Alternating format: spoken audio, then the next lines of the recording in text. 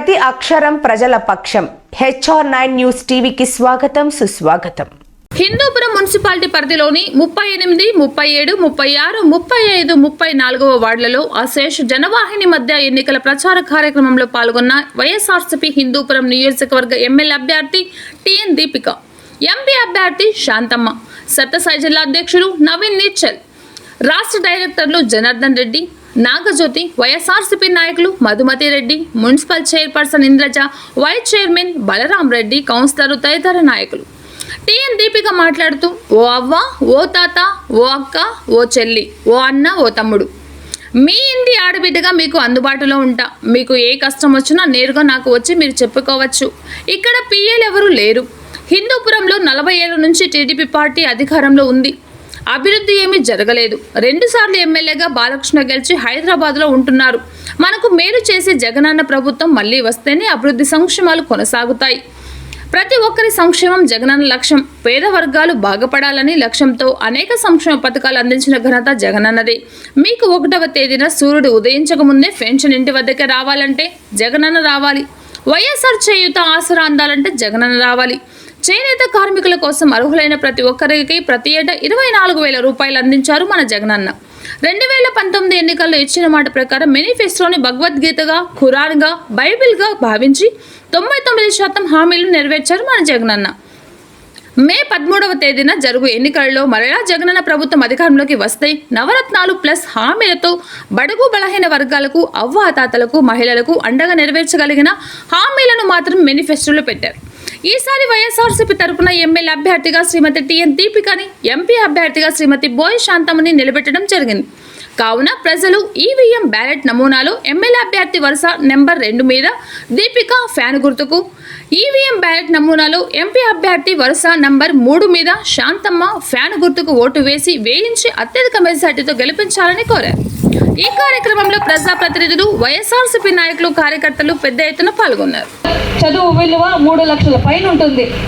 ఒకటే నేను అడుగుతున్నాను, బిడ్డలకి ఏమాత్రమైన ఓటు హక్కు ఉందా?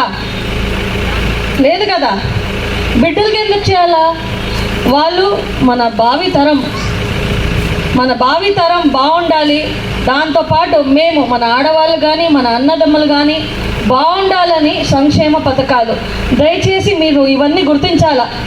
2019లో మన జగనన్నని మీరు గెలిపించుకున్నారు.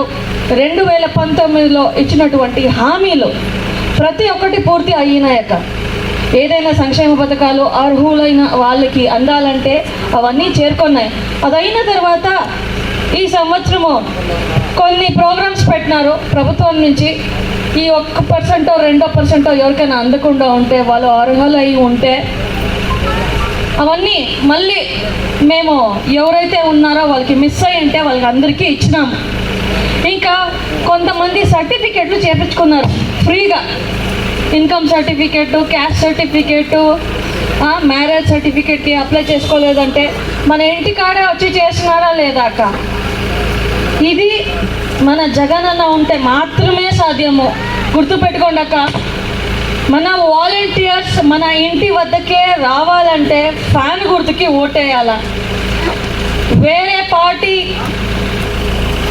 ఏదైనా ఉంటే వాళ్ళ ఆఫీస్ చుట్టూ మేమే తిరగాల. మన ఇంట్లో పని వదులుకోవాలా. మనకి వాళ్ళు ఏం తీసుకురమ్మని చెప్తారో మనకి తెలిసే లేదు.